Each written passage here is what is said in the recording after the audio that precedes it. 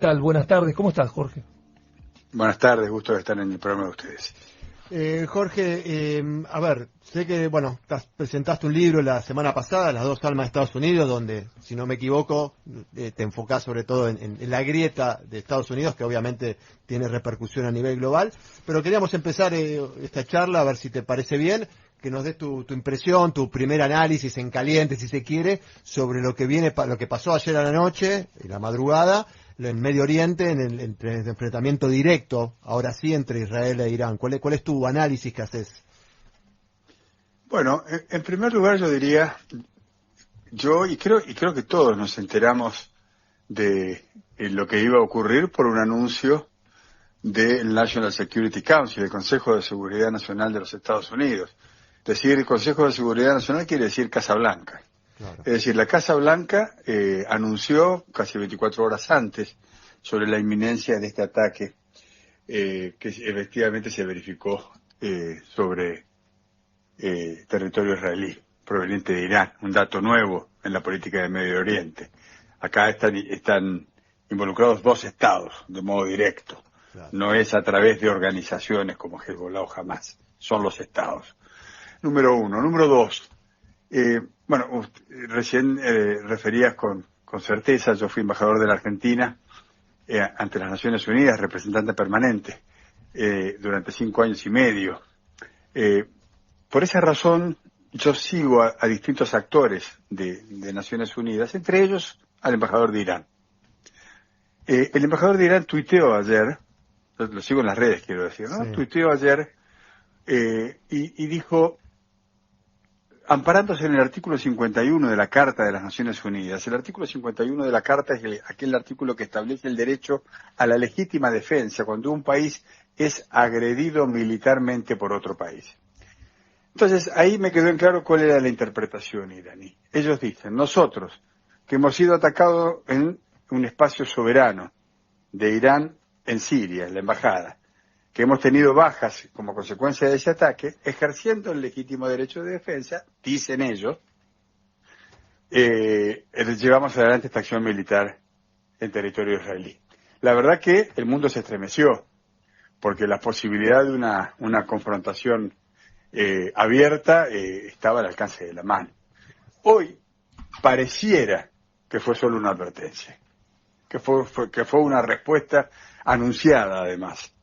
Pero bueno, es evidentemente una de las 4 o 5 zonas calientes del planeta Medio Oriente, junto con el Mar de China, junto con Ucrania y la guerra con Rusia. Y creo que hay que prestarle mucha atención, y sobre todo mucha atención y con mucha preocupación, porque la capacidad de los espacios multilaterales ha decaído y mucho. Yo empecé como embajador ante Naciones Unidas en el 2007. Sí. Y tengo que decir que entre el 2007 y hoy hay un evidente declino de la influencia de los organismos, de las organizaciones multilaterales, aquellas que fueron paridas después de la Segunda Guerra Mundial y que eran y teóricamente son responsables de atender todas las amenazas a la paz y la seguridad internacional. Jorge, ¿a qué atribuís vos eso? ¿Este deterioro, esta falta de protagonismo, decisión de los organismos internacionales, sobre todo la ONU, que quizás nos podemos remontar quizás a 2003, cuando fue la guerra de Irak, que a partir de ese momento, como decís vos, 2007 se profundiza? ¿A qué lo debes esto? ¿Al crecimiento de las autocracias? ¿Al debilitamiento de las democracias? ¿Tenés alguna hipótesis al respecto? Hay un punto de inflexión. Yo estaba destinado en Nueva York en el año 2007, 2008, cuando estalló la gran recesión, la crisis de las hipotecas, que después se expandió planetariamente. Allí yo formaba parte de un grupo que tenía organizado el secretario general de la ONU, Ban Ki-moon, donde habíamos 2 o 3 representantes de las distintas regiones, ¿no? Y nos juntábamos los viernes, y siempre recuerdo que Ban Ki-moon, en esta reunión, que era de una docena de personas, que era para repasar los temas generales, ¿no? Como una mesa informal, nos dijo el presidente George Bush, para responder a la crisis financiera que se está desatando, ha decidido reflotar y convocar a un grupo que se había armado en 1999, que se llamaba el Grupo de los 20, que no estaba armado a nivel de jefe de Estado, sino que estaba pensado para que lo protagonicen los ministros de finanzas y los presidentes o gobernadores de los bancos centrales.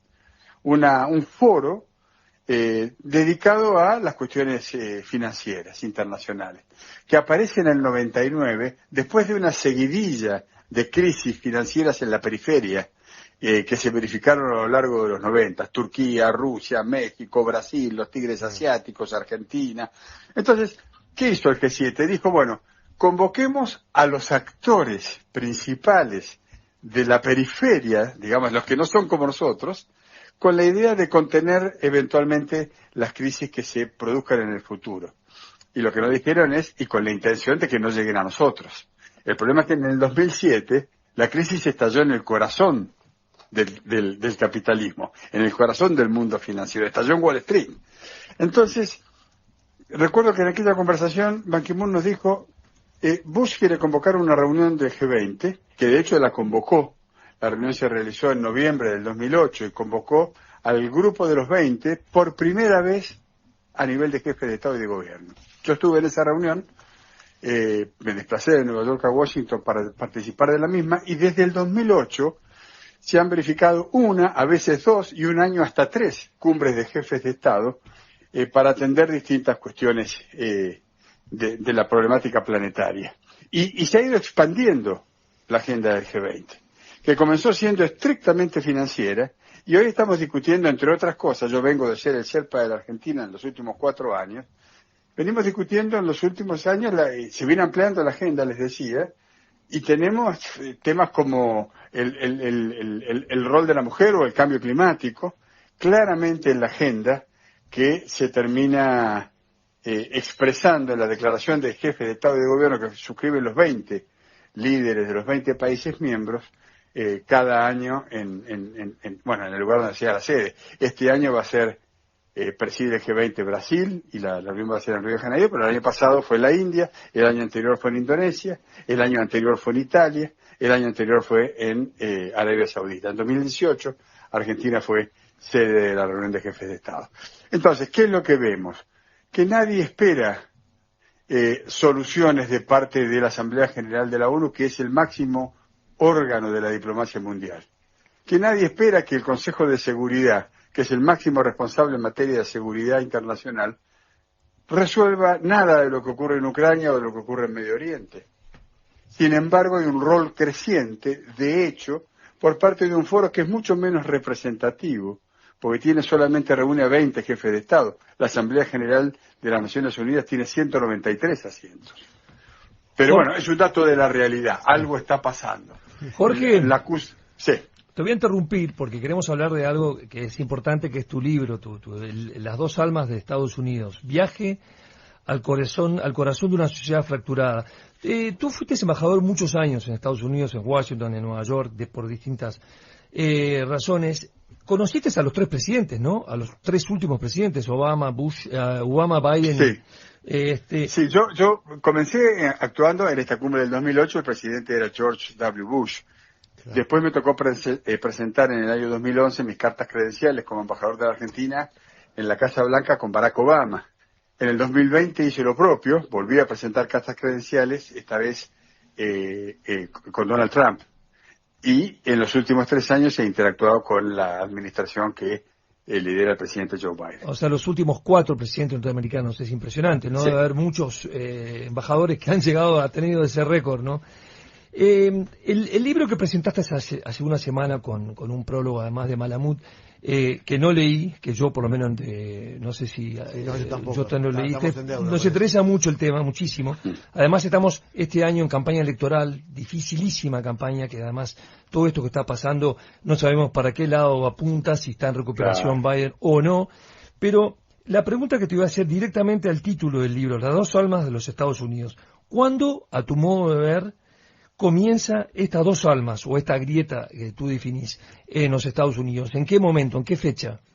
Es difícil rastrear el origen preciso, pero yo en mi récord, en mi cabeza, me acuerdo, por ejemplo, del rol que le tocó jugar durante la presidencia de Bill Clinton, a el jefe del Partido Republicano en el Congreso de los Estados Unidos, se llamaba Newt Gingrich. Él expresaba un discurso nuevo, muy duro, muy conservador, Y ese discurso fue ganando terreno dentro del Partido Republicano, que después continuó con el Tea Party. Es un discurso disruptivo, que tiene una visión y una lectura distinta de la que tienen otros sectores de la sociedad norteamericana de lo que pasa en ese país. Y después continuó con Donald Trump. Y ahí ya Donald Trump se hace el dueño, el jefe, el líder indiscutido del Partido Republicano. Y aparecen dos visiones muy distintas de los Estados Unidos, que parten esa sociedad. Los argentinos creemos que somos los campeones mundiales de la grieta, pero en realidad la grieta, la polarización en las sociedades, es un fenómeno que se está verificando en muchas democracias occidentales y se está verificando con mucha intensidad en los Estados Unidos. No es lo mismo vivir en las costas de los Estados Unidos o en las grandes ciudades que vivir en Oklahoma, que vivir en Missouri, que haber nacido en Indiana. Porque la grieta americana no está determinada por posicionamientos políticos circunstanciales. Allí se discute Dios, se discute la familia, se discute religión, se discute el aborto, se discuten valores fundamentales de esa sociedad. Y son dos visiones no solamente contradictorias, sino crecientemente contradictorias. Por eso el título del libro, que hace o pretende hacer un abordaje a ese quiebre, a esa grieta, se llama Las dos almas de los Estados Unidos. Y Jorge, en este asunto, ¿cómo ves en esta situación, no? ¿Cómo ves el rol, quizás, no sé si lo desarrollas en tu libro, el tema de redes sociales? Hoy estábamos comentando del documental que está en unas plataformas que se llama Bajo la Tormenta, que cuentan un poquito cómo se fue creando todo lo de Q, ¿no? Todo el movimiento Canon, todo ese tipo de cosas, Steve Bannon y demás. ¿Qué rol le das vos a la cuestión de las redes sociales, a cómo las utilizó, si se quiere, Donald Trump, para que, bueno, hoy Estados Unidos esté en un escenario, como decís vos, tan dividido, ¿no? Tan polarizado? Las redes tienen un protagonismo inédito y son un componente esencial de la performance de Donald Trump en los Estados Unidos. Es difícil explicar Trump sin hablar de las redes sociales, sin hablar de antes de Twitter, después de la prohibición de Twitter y el resto de las redes que Donald Trump ha utilizado. Fue de los primeros líderes en verla claramente, en ver la importancia y el valor de las redes claramente y usarlas a discreción, ¿no? Yo creo que es un componente importante del resultado electoral del año 2016. 16, claro. Así es. ¿Y cómo lo ves a Donald Trump ahora proyectándose en esta nueva elección? También un hecho bastante inédito en la historia de Estados Unidos, no sé si hay algún otro caso, de que luego de perder una elección vuelva 4 años después a intentar ser de nuevo presidente, en medio, bueno, de un proceso judicial que empieza mañana con un juicio y demás. ¿Cómo ves vos hoy a Trump?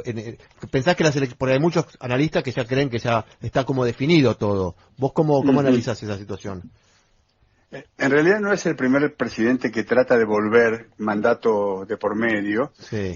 Hubo otros casos. Solamente un presidente lo logró. El presidente Cleveland en 1892 volvió a ser elegido luego de no haber sido reelegido inmediatamente después de su primer mandato. Esa es la primera parte de la pregunta. La segunda parte tiene que ver con los procesos de Trump. Trump tiene decenas de procesos penales. Mañana va a sentencia el caso sobre el pago a una estrella porno. Sí. Probablemente sea el único caso que alcance sentencia este año antes de la elección, pero tiene decenas de denuncias penales por retener documentos clasificados. Todos recordamos que en su residencia privada de la Florida fueron encontrados documentos clasificados de seguridad de los Estados Unidos. Hay otras decenas de casos que tienen que ver con su intento por revertir el resultado electoral en las elecciones generales y en particular en Georgia. Hay otra cantidad importante de causas penales por el asalto al Capitolio. Sin embargo, Trump se consolida con cada procesamiento penal. Es decir, viene de alguna manera a ratificar la intención de voto de sus seguidores y hacerla más sólida y más contundente. Él utiliza la palabra caza de brujas y se victimiza, pretendiendo que las denuncias penales son infundadas. Bueno, sí. La justicia hablará. Mañana tenemos la primera sentencia. Está muy bien. Y ahora es inevitable que no te llevemos un poco a la política exterior argentina, con tu experiencia y con tu trayectoria. ¿Cómo analizás estos 100 y pico de días de política exterior del gobierno de Javier Milei? Bueno, todavía no termino de tener una fotografía clara de cuál es la política exterior.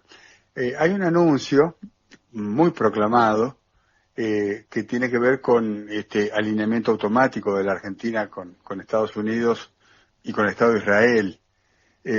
Yo personalmente descreo de la conveniencia de este tipo de definiciones, sobre todo porque creo que países como la Argentina deben multiplicar sus vínculos, no achicarlos. Nosotros no tenemos por qué caer en el dilema de tener que optar entre China y los Estados Unidos. Claro. Sobre todo teniendo en cuenta que China es nuestro segundo socio comercial, Estados Unidos es el tercero. ¿Vamos a discutir si vamos a seguir asociados con Brasil, o con China, o con Estados Unidos? ¿No es más razonable profundizar el sistema de relaciones que ya tenemos abiertos? En fin, tendremos que ir viendo cómo evoluciona y cómo se define esta política exterior de la gestión del presidente Milei. Lo que está claro es que él está a cargo de la política exterior, es el presidente de la República y el comandante en jefe de las Fuerzas Armadas. Pero las definiciones irán llegando de a poco y tendremos un poco más de claridad respecto de cuál es el derrotero que quiere otorgarle a la Argentina. Por ahí es poco, 100 días, pero el presidente Milei ya lleva prácticamente 3 o 4 viajes a los Estados Unidos y ninguno a ningún país de Latinoamérica. Eso es sorprendente, ¿no? Es primera vez. Es un dato interesante y sobre todo, ¿saben qué? Ninguno de los 3 viajes, hizo 3 viajes efectivamente, ninguno de los 3 viajes fue oficial. Yo lo recibí en la primera oportunidad, lo recibí en Washington. Tú estabas cuando fue a Washington la primera vez, todavía no electo. Yo lo recibí como presidente electo en Washington. Como presidente electo, perfecto. Sí, él viajó en una delegación y hizo un viaje, ustedes se acuerdan, primero aterrizó en Nueva York, fue al cementerio judío de Brooklyn a visitar la tumba de un rabino y después continuó a Washington, en donde tuvo, yo creo, la reunión más importante, que fue en la Casa Blanca con el titular del Consejo Nacional de Seguridad en la Casa Blanca, con Jake Sullivan.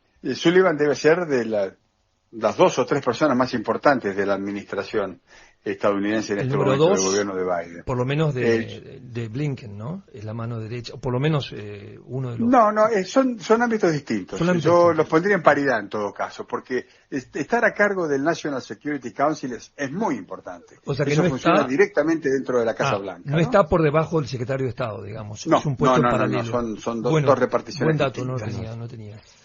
Entonces, la segunda visita fue para participar de una cumbre conservadora en la cual le deseó buena suerte y le deseó a Donald Trump verlo en la Casa Blanca antes de fin de año. Es una foto polémica en cuanto a su relación con Biden, ¿no? No creo que le haya gustado mucho a Biden, ¿no? La verdad es que la prudencia indica que un presidente, y me refiero a todos los presidentes, no deberían involucrarse en los procesos electorales internos de otros países. Porque un presidente, la primera obligación que tiene no es perseguir su objetivo ideológico, sino que es defender el interés nacional. Y el interés nacional no pasa por tomar partido en las elecciones de otro país. Claro, es así. Totalmente. Jorge, para ir terminando, la última pregunta, no sé si es bastante complicada, pero no es sencilla de responder. Pero vos nombraste ahí recién que, bueno, un poco cómo se comporta Argentina frente a este mundo, si se quiere, bipolar, ¿no? Podríamos decirlo de una manera, con 2 grandes potencias en disputa comercial, sobre todo, China y Estados Unidos. ¿Y cuál sería tu consejo, ¿no? De cómo la diplomacia de un país mediano como Argentina tiene que comportarse, entre comillas, ¿no? ¿Cuál sería un ideal o cómo pensás vos que debería moverse dentro de este mundo que muchos dicen la política exterior argentina de ahora es parecida a la de Menem, pero era otro mundo ese, ¿no? Entonces, me gustaría saber tu opinión y tu análisis al respecto. Sí, es distinto de la época de Menem, porque Menem gobierna en los 90, pero hay que tener presente que en 1989 se rompe y se acaba la bipolaridad en el mundo porque cae el muro de Berlín. Entonces, lo que se insinuaba con claridad en ese momento y parecía que iba a perdurar por muchísimo tiempo, era el liderazgo indiscutido de una sola potencia que eran los Estados Unidos. En ese contexto, la gestión del presidente Menem toma la decisión de, parafraseando a Guido Di Tella, de tener relaciones carnales con los Estados Unidos. Sí. En este esquema es distinto, porque insisto, nosotros no debiéramos caer en la falsa alternativa de tener que optar o por China o por Estados Unidos. Y reitero lo que ya dije, Argentina debe multiplicar sus vínculos. no entiendo la salida de Argentina cuando estaba prácticamente garantizado el ingreso al grupo de los BRICS. No lo entiendo. ¿Por qué? Porque una estrategia correcta, desde mi pequeña opinión, pasa por asociarse con los que son parecidos a nosotros o mejores que nosotros, porque eso produce una fuerza colectiva más importante para poder interactuar con las grandes potencias. Subordinarse a la política exterior de otro país tiene serias limitaciones y no termino de ver cuál es el beneficio pensando en el interés nacional. Jorge, bueno, muchísimas gracias. Nos quedaríamos hablando toda la tarde. Sí, pero... Jorge, ¿cómo fue la presentación del libro?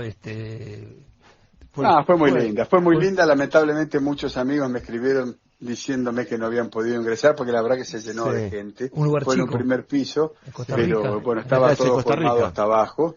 Pero bueno, me acompañaron Jorge Fontevecchia y Ricardo Kirschbaum, dos analistas políticos argentinos, y la editorial me ha anunciado ya que el día 8 de mayo vamos a hacer una presentación grande del libro en la Feria del Libro, y han convocado para eso a tres destacadas figuras. Va a estar Rafael Bielsa acompañándonos en la presentación, va a estar Miguel Pichetto acompañándonos y va a estar Martín Lustó. Es decir, un panel variado. Excelente panel. Que nos va a permitir abordar un poco el objetivo del libro. Ahí estaremos. Estoy muy contento con eso. Ahí estaremos, Jorge, en la Feria del Libro. Bueno, y déjenme que les dé la bienvenida y los felicite por este programa que tanta falta hace. Son muy pocos los espacios dedicados a la política internacional y mucha la necesidad de que se hable mucho de política internacional, porque tiene que ver con el futuro de la Argentina. Así que los voy a empezar a escuchar ahora que ya estoy de vuelta en el país. Ti te vamos a llamar. Gusto. Esto queda abierto, te vamos a llamar muchas veces. Entonces, gracias, Jorge. Con mucho gusto. Les mando un abrazo y muchas gracias. Abrazo.